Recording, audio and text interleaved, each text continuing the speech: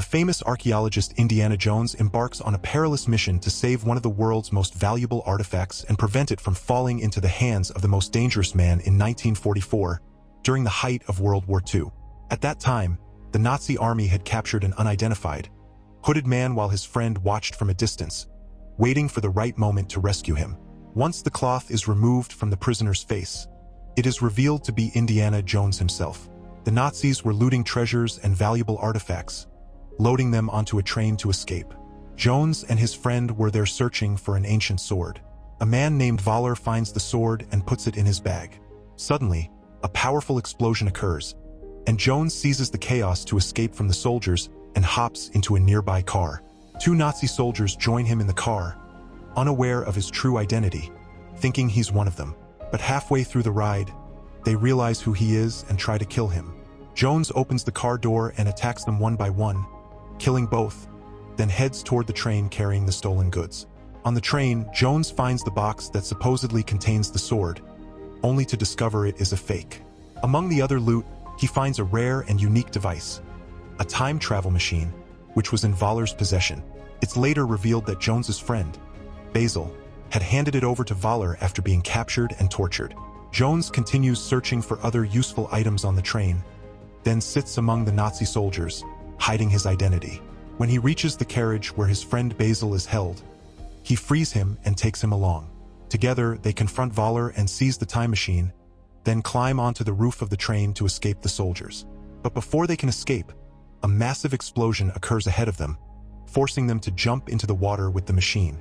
Shortly after, they emerge safely with the precious device. They soon discover that the explosion was not caused by the Nazis, but rather by an American army attack. Still, what matters most to them is that they now possess the world's greatest invention, and no one knows about it. More than 25 years later, we see Jones as a renowned history professor. During one of his lectures, he asks a question to his students, but no one is able to answer, which surprises him. Suddenly, a girl named Helena answers all his questions brilliantly, which pleases him greatly. Jones begins telling his students about many scientists who revolutionized the world with their inventions, including the famous scientist Archimedes, who is believed to have invented the time travel machine. However, the students do not take his words seriously, assuming he's just an old man rambling. After finishing his talk, Jones prepares to leave, but Helena follows him. Suddenly, a CIA agent appears, accompanied by a large number of armed men, and with them is Voller himself, the man from the beginning of the story, along with the time machine. All of them are working under Voller's command, who is after the time machine in Jones's possession. Dr. Indiana Jones hides his true identity from everyone, posing as a university professor and pretending to work with NASA. We shift to Helena, the young woman who tells Dr. Jones that she specializes in archaeology and is deeply passionate about everything related to history.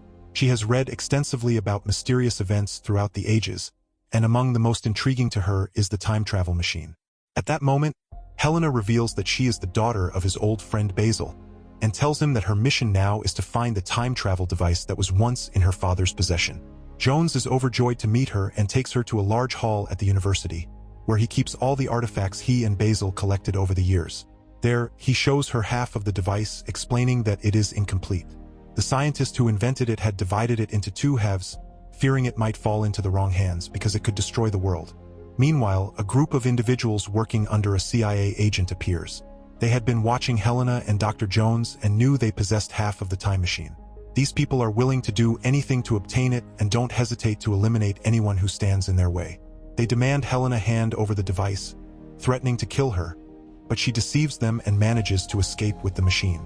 In contrast, they capture Jones, place him in a car, and interrogate him about the machine Helena took. Suddenly, the car is forced to stop due to a massive street festival.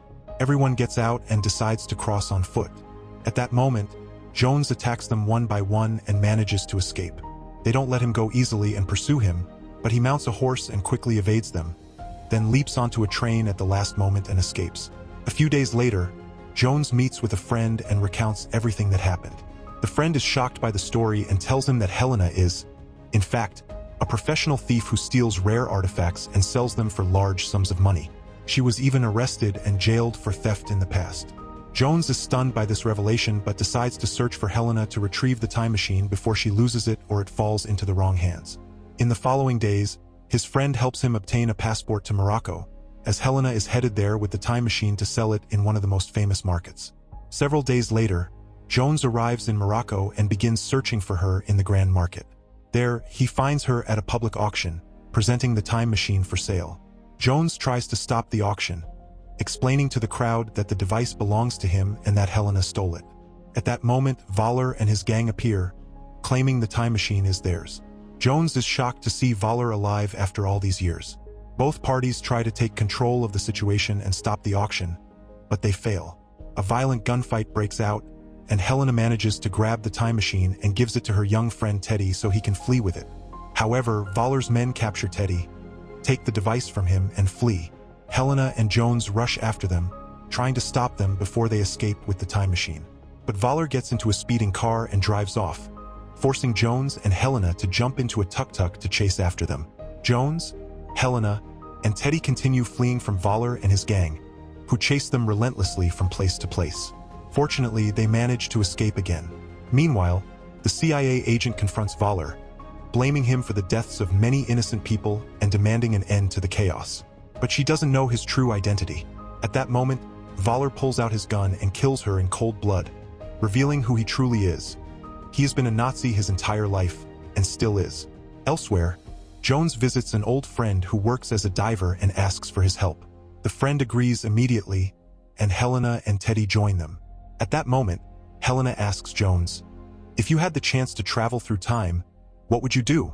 He replies, his voice filled with sorrow, "If I had the chance, I would go back in time to save my son before he died." Then he walks away alone. The next day, their sea journey begins as they search for a sunken Roman ship that supposedly carried the second half of the time machine. When they reach the wreck site, they dive underwater and discover many corpses. They find a box, quickly retrieve it, and surface. Suddenly, they are attacked by a swarm of predatory fish.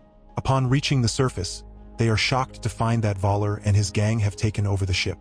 Voller takes the box and opens it to find a strange piece inscribed in an unreadable language. He asks Helena to translate it, as she learned ancient code-breaking from her father. Helena uses the moment to deceive them by reading out false information. Then, unexpectedly, she ignites a bomb, which explodes on the ship, allowing her and the others to escape with a stone bearing the location of the second half of the time machine. Later, Jones notices the stone is unusually heavy. He breaks it open and finds a large golden disc inside, engraved with the location of the other half of the time machine, as well as the burial site of the scientist who invented it. The three set out together to find the missing piece, but Fuller's gang returns and kidnaps Teddy, taking him away in a car. Jones tries to catch up with them, but fails. Helena reassures him, saying, "Don't worry, Teddy is smart and will find a way to escape."